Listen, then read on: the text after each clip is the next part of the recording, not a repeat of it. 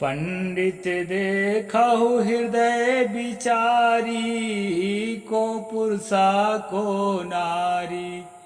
सहज समाना घट घट बोले, वाके चरित अनुपा।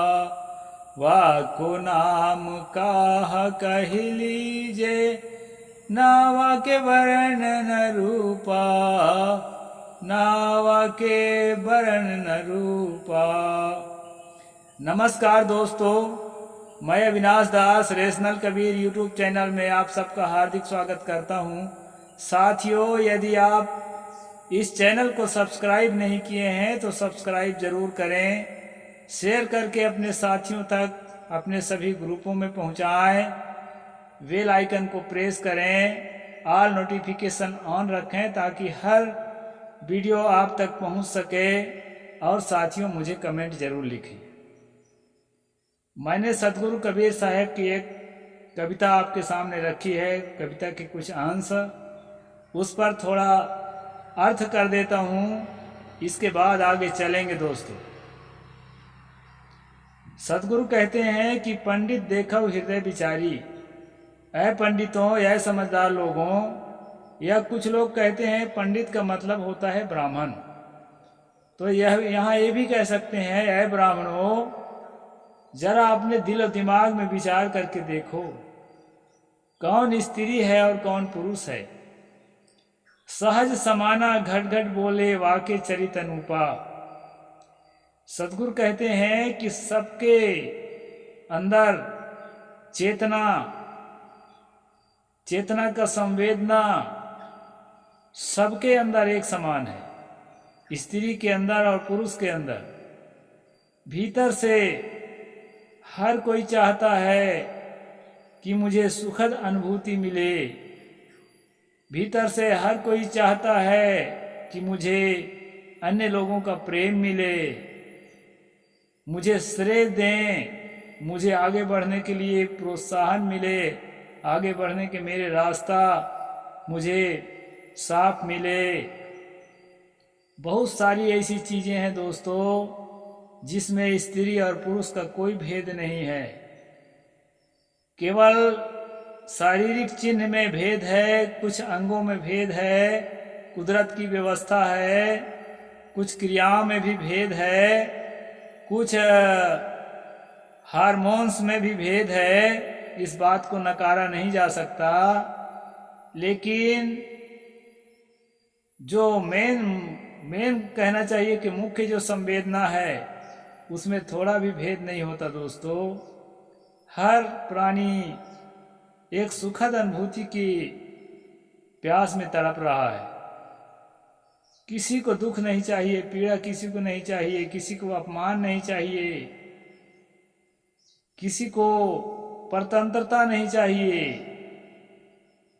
स्वतंत्रता से सोच सकूं, बोल सकूं, अपनी बात रख सकूं और स्वतंत्रता पूर्वक अपना काम कर सकूं। अपने युक्ति से, अपने विवेक से मैं भी कुछ करूं, ऐसा हर प्राणी, खासकर हर मनुष्य के अंदर से ये चीजें उत्पन्न होती है दोस्तों। और यही वो चीज है जिसको हम जो है समाज में अगर जगह देते हैं तो बड़ी बड़ी प्रतिभाएं निकलती है। और यही वो चीज है जिसको हम दफना देते हैं तो सदियों से उस कौम के अंदर एक भी प्रतिभा नहीं निकलती। मुश्किल से बहुत ज्यादा जब पीड़ित होती है तो उनमें से कोई एक जो है महानायक के रूप में उभर कर आते हैं। इसलिए दोस्तों, सबके लिए समान अवसर की वकालत जो है यहाँ सतगुरु कबीर साहब कर रहे हैं। स्त्री हो, पुरुष हो, गरीब तबके का हो, अमीर तबके का हो, या शरीर से कोई सबल हो, कोई दुर्बल हो, योग्यता अनुसार, श्रेणी अनुसार उसको और आगे बढ़ने के लिए मोटिवेशन की जरूरत है और सहारे की जरूरत है। और भूमिका की जरूरत है, उसको वैसा वातावरण चाहिए, उसके लिए समाज जिम्मेदार है कि वैसा वातावरण दे बिना किसी भेदभाव के। इस चीज़ का जो है सदगुरु कबीर साहेब इस पद के माध्यम से समाज को संदेश दिया है। दोस्तों, अभी हम लोग मनुस्मृति का अनुशीलन कर रहे हैं और मनुस्मृति के उस जगह पर पहुंचे हैं दोस्तों जहां शुद्धा शुद्धि की बात बताई गई है। कल मैंने बताया था कि शूद्र को हर महीने बाल बनवाते रहने चाहिए, मुंडन करते रहना चाहिए, मनु जी कह रहे हैं। और क्या करना चाहिए? दुजातियों का जूठा अन्न खाना चाहिए, तब उसका जीवन पवित्र होगा। जो कल का स्ट्रीम नहीं देखे हैं दोस्तों, जरूर देखें, बहुत महत्वपूर्ण है। वैसे हर एपिसोड को देखें और अपने साथियों तक भी हर एपिसोड को पहुंचाएं, ताकि हम समझ सकें, पूरे भारत समझ सके कि मनुस्मृति के माध्यम से हिंदू राष्ट्र की परिकल्पना, मनुस्मृति के माध्यम से राम राज की परिकल्पना और मनुस्मृति के माध्यम से जो है कम्युनल नेशन का जो है परिकल्पना, ये कहाँ तक सही है और कहाँ तक सही नहीं है, भारत का हर नागरिक इस पर विचार कर सके। इसलिए दोस्तों इन प्रोग्रामों को आप अपने सभी साथियों तक पहुंचाएं। तो आज हम आगे बढ़ते हैं और क्या कह रहे हैं शुद्धा शुद्धि के बारे में। इसके बाद फिर नारी का प्रसंग आएगा, उस पर भी मैं चर्चा थोड़ी सी करूंगा। कहते हैं नोश्चिटं कुर्वते मुख्या विप्रोसोंगे पतन्ति वाह नासं श्रूणि गता न्यास्यम ना दंताधिष्ठितम। मुख से निकले जल कण देह पर पड़े तो उससे शरीर जूठा नहीं होता। मुंह से निकले जल कण जो है थूक या लार या मुंह से कुल्ला किया हुआ शरीर से बाहर निकलता है तो उससे प्रदूषण नहीं होता, ऐसा मनु कहते हैं दोस्तों। लेकिन ये धोखा है। अपने मुंह से इतना सावधान रहना है, ये कबीर पंथ है। और जो नहीं भी कबीरपंथी हैं वो भी सही बात को कबीर का ग्रहण करें। इतना सावधान रहना है कि अपने मुख का छींटा किसी पर ना पड़े। नहाते समय भी इतना ध्यान रखें। मैं कई बार जो है भक्तों को और अपने साथियों को जो नहीं समझ पाए रहते हैं उनको याद दिलाता रहता हूँ, और दूसरे संत मुझे मेरी गलतियों की याद दिलाते हैं। हमारे यहाँ ये परंपरा है कि अगर स्नान कर रहे हैं, अगल बगल कोई कपड़ा रखा है या कोई आदमी बैठा है, तो हम इतना धीरे से अपने शरीर पर पानी डालें कि छींटा उसके ऊपर ना पड़े। दूसरे को दूषित करने का हम लोग कोशिश ना करें। हाँ भाई, दूसरा अनजान आदमी अगर कहीं छींटा मीठा थोड़ा मोड़ा पड़ा दिया हो तो उसके लिए हमको खौलना नहीं है, गुस्सा में उतावला नहीं होना है। उसको समझ नहीं है, उसको बताने पर उस आने वाले समय में वो भी ठीक ठाक करेगा काम। तो इस प्रकार से जो है शुद्धता के नियम का पालन करना है दोस्तों। यहाँ मनु क्या कहते हैं वो मैं बता रहा हूँ। हाँ, दाढ़ी मूछ के बाल मुख में प्रविष्ट होने पर वो जूठे नहीं होते। दाढ़ी मुख के बाल जो है मुंह में प्रवेश नहीं होना चाहिए। यदि मूछ ऊपर की ओर नहीं मुड़ता है किसी का, तो बहुत ज़्यादा मूछ रखने का शौक ना करे, बाल समय समय से बनवा ले। अब ऊपर मुड़ जाता है तो रखता है भी, कोई बात नहीं, चलेगा। उससे क्या होता है दोस्तों, मूछ में या दाढ़ी में कई प्रकार के बाहरी संपर्क में कई तरह के बैक्टीरिया वायरस की संभावना होती है और वो मुख में जाएगा। वैसे भी खराब लगता है बाल मुख में जाए तो। मनु जी भले कहते हैं उसका मुख में जाना ठीक है, लेकिन अब वो खूब दाढ़ी मूछ वाले रहे होंगे तो कह दिए। अब अपने अनुसार सबको चलाएंगे थोड़े चलेगा। तो ज़्यादातर ये करें कि बाल जो है बनवाते रहें समय समय से। वैसे भी कहा है शूद्रों को बनाते रहना चाहिए, तो हम लोग तो शूद्रे हैं तो बाल बनवाते रहें, और नहीं बनवाते हैं तो मूछ जो है सेटिंग कर लेना चाहिए, ताकि जो है मूछ का बाल, दाढ़ी का बाल तो मुंह में नहीं जाता, मूछ का बाल मुख में न जाए, इसका जो है ध्यान रखना चाहिए।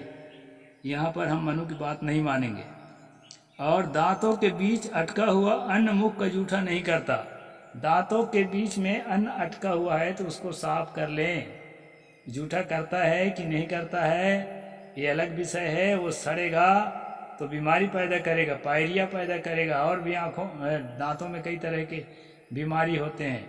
बहुत ज़्यादा अगर पोला हो गया है तो डेंटिस्ट के पास जा कर के ना उसमें माल भरवा दें, पैक करवा दें, ताकि जो है उसमें कचड़े ना पड़े, नहीं तो सड़न पैदा होगी, कीड़े पैदा होंगे और जो है दांत को, मसूड़े को खराब कर देगा। इसलिए यहाँ पर भी हम मनु की बात नहीं मानेंगे। स्पृश्यन्ति बिंदवः पादोया आचार्यमायतः परान् भौमि केस्तेत् समागे आचा तैराग्रयस्तो भवेत्। दूसरों को आचमन कराते समय पैरों पर जल के छींटे पड़े तो उन्हें भूमिष्ठ जल के समान जाने, उससे शरीर अशुद्ध नहीं होता। जैसे नदी में, तालाब में जाते हैं या वर्षा के पानी में जाते हैं तो वो नीचे का पानी अशुद्ध नहीं होता, वैसे ही किसी के हाथ पैर धुला रहे हैं पानी डाल के, ऐसा कभी होता है, उसमें छींटा पड़ा हुआ पानी को अशुद्ध नहीं मानना चाहिए, ऐसा मनु जी कह रहे हैं। लेकिन मेरा कहना है दोस्तों, कपड़ा उपड़ा समेट लें और संभाल के जो है, संभाल के हाथ धुलाएं धोएं। अपने ऊपर छींटा पड़ना बिल्कुल ठीक नहीं है, अशुद्धि है। जानबूझ के और पड़ी गया है तो उसके लिए बताए तो मैं खोलना थोड़े है, लेकिन छींटा मीठा मत पड़े। खूब सावधानी से, सावधानी ही साधना है। सदगुरु अभिलाष साहेब बार बार हम सब लोगों को समझाए हैं, तो सावधानी का ध्यान बहुत रखना है। और जो है छींटे वीटे ना पड़े। अगर छींटे पड़ जाते हैं तो बौखलाए मत, जो कपड़ा गंदा हुआ है उसको साफ कर लें। ये जो है हमारे यहाँ का नियम है। और कहते हैं उच्चिष्टेन संस्कृतो द्रव्य हस्त कथंचना अनिधाय वो तद्द्रव्यमाचंतम सुचितामियात। हाथ से कोई चीज लिए रहते यदि जूठे मुंह वाले से किसी स्पर्श हो जाए तो चीज को बिना रखे आचमन से शुद्धि होती है। यानी जूठा मुंह वाले से संपर्क हो जाने से आपकी चीज जूठी नहीं होती है, ये जो है एक आडंबर है। अब जूठा मुंह तो उसका है ना भाई, चीज हम रखे हैं, छुआ गया किसी अंग से हमारा, तो उससे कोई अशुद्धि नहीं होती है। वान तो विरक्ति ही स्नात्वा घृत प्रासन्माचरेत आज में वेयो भुक्तन न्यायम मैथुनिन स्मृता। बमन और विरेचन, जुराब होने पर स्नान करके घी पिए। भोजन के पीछे बमन होने से केवल आचमन करें। भोजन करने के बाद अगर वोमिटिंग हो जाता है, उल्टी हो जाती है, कै हो जाती है, तो कहते हैं केवल आचमन कर लें, आपको नहाने की जरूरत नहीं है।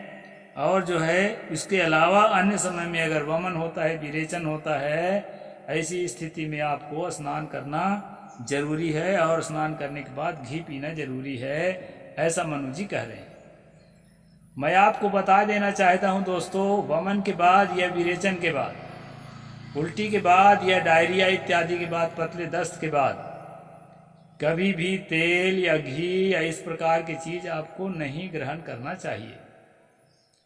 मैं आधुनिक विज्ञान के हिसाब से बताता हूं, ऐसी स्थिति में शरीर में डिहाइड्रेशन होता है, मतलब ब्लड में पानी की मात्रा कम होती है। तो ऐसी स्थिति में आपको ORS विलियन का एक वो आता है, पैकेट आता है, ओरल रिहाइड्रेशन साल्ट उसको बोलते हैं। साल्ट में ORS बोलते हैं। वो आप मेडिकल से ले लीजिए और उसको पानी में घोल करके पीजिए। या ऐसा नहीं है संभव, जंगली क्षेत्र में है, तो एक मुट्ठी शक्कर, एक चुटकी नमक, एक गिलास पानी में घोल कर पिए और थोड़ी थोड़ी देर बाद पीते रहें। इससे जो है आपका रिहाइड्रेशन हो जाएगा, डिहाइड्रेशन से रिहाइड्रेशन हो जाएगा, मतलब पानी की कमी से पानी की पूर्ति हो जाएगी। ये सही नियम है। घी पीने का, तेल पीने का नहीं है, उल्टे हो जाएगा। किसी जमाने में ये चलता रहा होगा, लेकिन आज बिल्कुल उपयुक्त नहीं है दोस्तों। आज मेडिकल साइंस के हिसाब से हमें चलना है, और पास में जो डॉक्टर हो, जो चिकित्सक, योग्य चिकित्सक हो, प्रमाणिक चिकित्सक हो, उससे सलाह भी हमें लेना चाहिए। मेरे वीडियोज के भरोसे सारा काम नहीं होता है। तो इस प्रकार जो है यहाँ पर मैंने बताया, कई बातें मनु के खिलाफ बता दिया। उस पर जो है मनु के फॉलोअर्स से जो है क्षमा मांगना पड़ता है मुझे, क्योंकि भावना आहत हो जाती है। ऋतुमती स्त्री के साथ रमन करने पर स्नान करना चाहिए। यहाँ पर भी मैं खंडन करूँगा।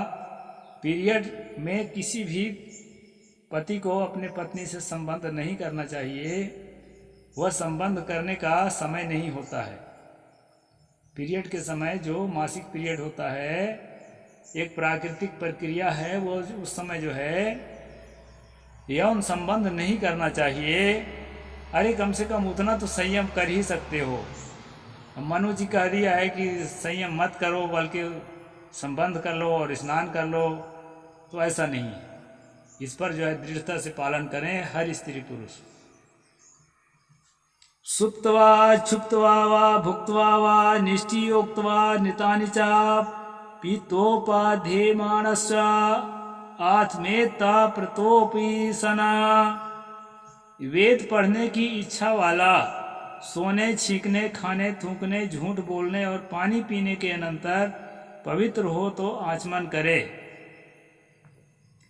यानी वेद पढ़ने जाना है, उस समय अगर छींक आ जाती है, सोने की इच्छा, नींद आ जाती है, खाने की इच्छा हो जाती है, थूक लेता है, ये झूठ बोल चुका है, तो ऐसी स्थिति में जो है उसको आचमन मुंह हाथ धो लेना चाहिए। हम तो कहते हैं भाई, वैसे अब इनकी श्रद्धा की बात है, हम तो वेद पढ़ते नहीं हैं धार्मिक रूप से, वैसे नॉलेज के लिए पढ़ते हैं, तो हम ये सब नियम का पालन नहीं कर पाते हैं। एस शौच विधि कृष्णो द्रव्य शुचिस्तथैव च उक्तो वा सर्ववर्णानां स्त्रीणां धर्म निबोधता। यह सब वर्णों की अशौच की व्यवस्था, द्रव्य शुद्धि की विधि आप लोगों से कही। अब स्त्रियों के धर्म सुनिए। स्त्रियों के धर्म एक दो श्लोक बोलता हूं, बाकी कल बोलूंगा। बाल्यायायु युवत्या वा वृद्ध्या वा योषिता न स्वतंत्रेण कर्तव्यम किंचित कार्य गृहेष्वपि। ये जो है 5वां अध्याय का 147 नंबर है। ये बहुत प्रसिद्ध श्लोक है दोस्तों।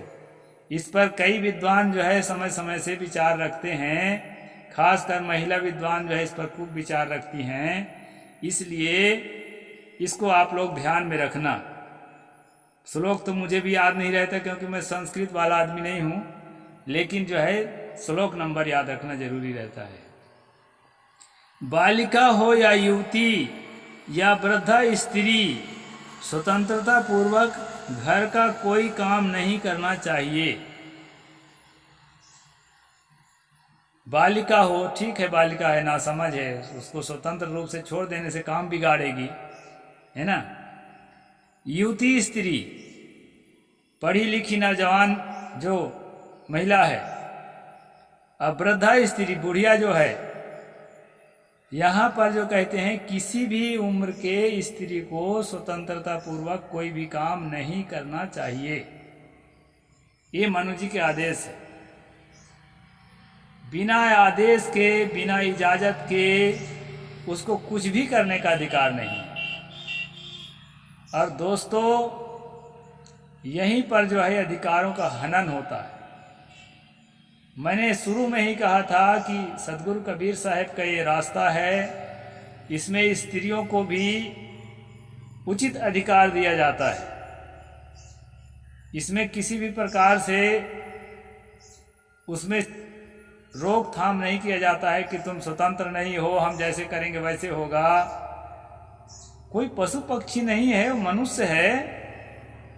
और दूसरी बात, उससे अवसर से वंचित रखते हो ना, इसलिए लगता है कि वो पशु पक्षी नहीं है, मनुष्य है। वो हो सकता है तुमसे भी बढ़ चढ़ करके काम कर सके। देखो ना, कई बार जो है देश का लीडर इंदिरा गांधी, यहाँ वो भी महिला थी, जो देश का कमान प्रथम प्रधानमंत्री बनी, देश का कमान संभाल रही थी, उसमें अच्छाई बुराई कितनी थी ये मैं नहीं कहता हूँ। पुरुष प्रधानमंत्रियों में बहुत सारी अच्छाई बुराई होती है, लेकिन संभाला ना पूरे देश को। बेनजीर भुट्टो ने पाकिस्तान को संभाला, और भी देश विदेशों में कितने महिलाएं बड़े बड़े कार्य को संभालती हैं। कैसे संभालती हैं? ऐसे संभालती हैं कि उनको अवसर दिया जाता है। अगर इस तरह बांध के रख दें, कमरे में बंद कर दें ना, जैसे यहाँ मनु जी कह रहे हैं, तो वो कुछ भी करने के लायक नहीं हो सकती हैं।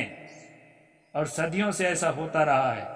इसलिए दोस्तों ज़्यादा मनु मनु मनु मत करो, और ज़्यादा हिंदू राष्ट्र राम राज ये चक्कर में मत रहो। आज शिक्षा का समय है, विज्ञान का समय है, सत्य को समझो, और जो चीज़ें मनु की वाणी में अच्छी हैं उनको स्वीकार कर लो। लेकिन जो चीज़ें समाज के लिए बहुत ज़्यादा घातक है ना, उनको तो बदलना पड़ेगा। तो ये श्लोक जो है बहुत घातक है। स्त्रियों को जो है कहे बालिका हो, युवती हो या वृद्धा हो, उसको जो है एक बंद कमरे की तरह जिंदगी जीना चाहिए, जेल की तरह। कुछ भी सोचने के लिए, बोलने के लिए, करने के लिए वो स्वतंत्र नहीं है। इस तरह से बातें जो है उचित नहीं है दोस्तों। ये बातें थोड़ी और आगे तक 2-4 श्लोक चलेगी, लेकिन समय ज़्यादा हो गया है। बाकी बातें मैं कल करूँगा। यहीं पर मैं पूरा करता हूँ दोस्तों। साहेब बंदगी, जय जोहार, जय भीम, नमो बुद्धाय, जय भारत।